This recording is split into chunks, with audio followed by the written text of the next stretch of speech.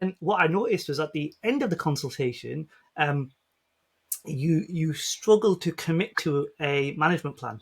Did you feel that you did that? Yeah, Yeah. basically, I would have pushed for not to start anything and just Okay. to, but I think but then I realized that I've actually only got 30 seconds left. Exactly. So then I Yeah. just thought I'd just try and shove it Yeah. in Yeah. there.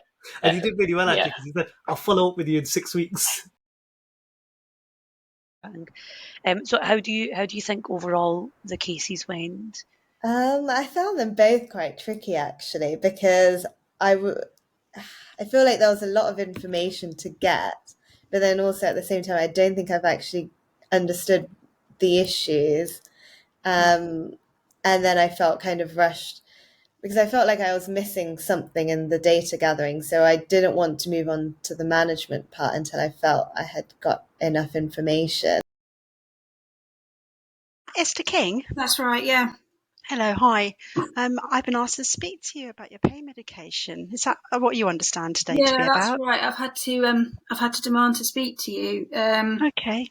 Because basically what's happened is the pharmacist has refused to give me my medication. Okay. Even though it is a repeat medication that they're supposed to give me, and they've not even called me to explain anything to me. They've just come back with a no.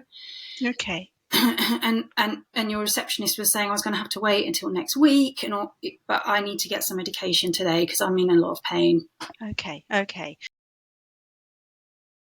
Really great, excellent consulting technique, and I can tell by just listening to you that you have a really good understanding of the principles of communication, and that your structure in both consultations was really, really good.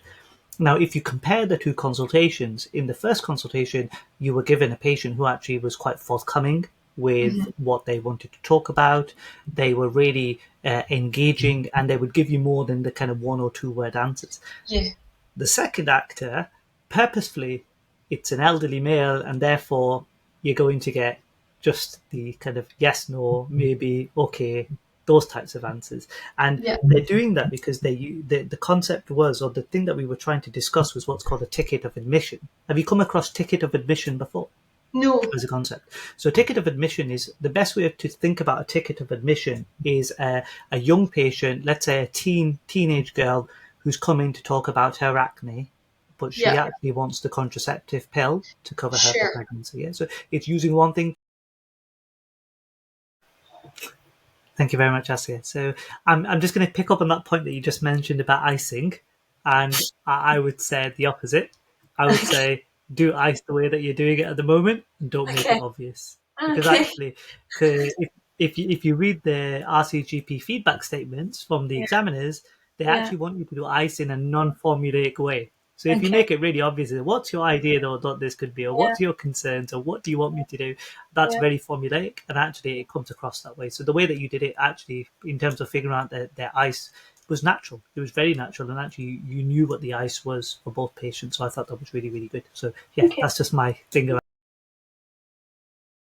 So when I talk about psychosocial factors, what's your kind of general understanding? What do you feel, kind of about kind of examining the psychosocial, or inquiring about psychosocial factors in a consultation? So it's finding out about their family, their background, their situation, how their symptoms are affecting them in a more holistic way. Are they, is this, so for the first patient, the fact that she wasn't able to work, and it was, effectively all the domains of her life, really.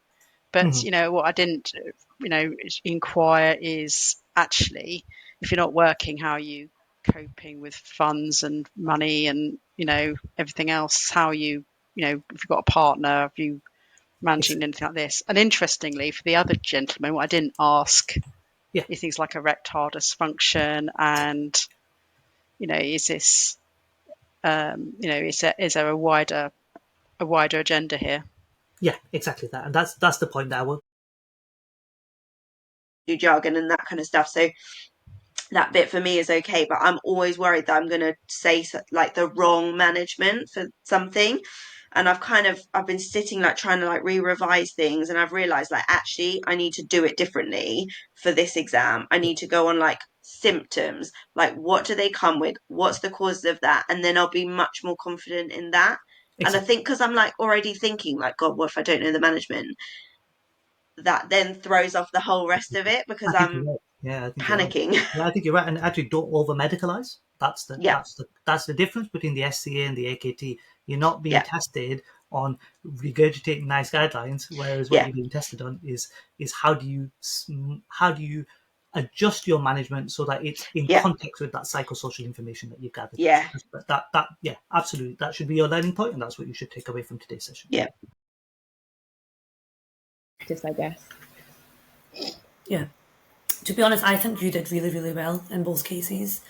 I think out of all the candidates that we've had today, you're the only one that's managed to pick up on the first case that there was it was her husband who'd had bowel cancer. None of the other candidates managed that, and actually that allowed you the consultation to flow much better in terms of understanding why she didn't want to have the investigations done. So well done. That was both cases. I think you did really, really well on.